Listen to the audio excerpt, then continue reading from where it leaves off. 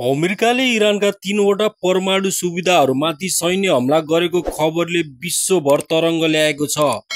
अमेरिकी राष्ट्रपति डोनाल्ड ट्रम्पले यो हमला इजरायलको हवाई अभियानमा सहभागी हुँदै इरानको परमाणु कार्यक्रमलाई निष्क्रिय पार्ने उद्देश्यले गरिएको बताएका छन्। इरानको सरकारी समाचार एजेन्सी IRNA ले फार्डो परमाणु सुविधामाथि भएको हमलालाई पुष्टि गरेको छ र तेहरानले यसको जवाबमा कडा प्रतिकार गर्ने चेतावनी दिएको छ। जुन 19, 2025 मा राष्ट्रपति ट्रम्पले इरानमाथि सैन्य कारबाहीको सम्भावनाबारे विचार गरिरहेको सङ्केत गरेका थिए।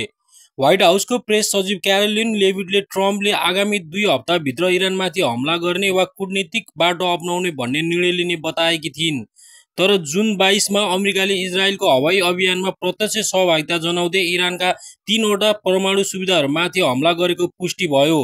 यी हमलाहरूमा अमेरिकी B-2 परमाणु बम वर्षक र बङ्कर बस्टर बमहरूको प्रयोग भएको अनुमान गरेको छ, जुन इरानको फोर्डो जस्ता गहिराईमा रहेको सुविधाहरूलाई नष्ट गर्न सक्षम छन्। अमेरिकाले यो हमलालाई इरानको परमाणु हतियार विकास रोक्ने रणनीतिक कदमको रूपमा प्रस्तुत गरेको छ। अमेरिकी राष्ट्रपति डोनाल्ड ट्रम्पका अनुसार फोर्दो, नातान्ज र एस्फहान नामक 3 आणविक स्थानहरूमाथि लक्षित आक्रमण भएको र हाल सबै अमेरिकी सैन्य विमानहरू इरानको हवाई क्षेत्रबाट बाहिर निस्किसकेको बताएका छन्। यो घोषणासँगै उनले अमेरिकी सैनिकहरूलाई बधाई दिँदै उनीहरूलाई महान अमेरिकी योद्धाको संज्ञा दिएका छन्।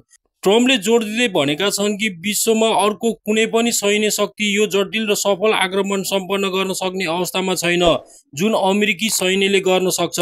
आक्रमणपछि शान्तिको लागि मार्ग प्रशस्त भएको भन्दै ट्रम्पले अब शान्तिको समय सुरु भएको बताएका छन्।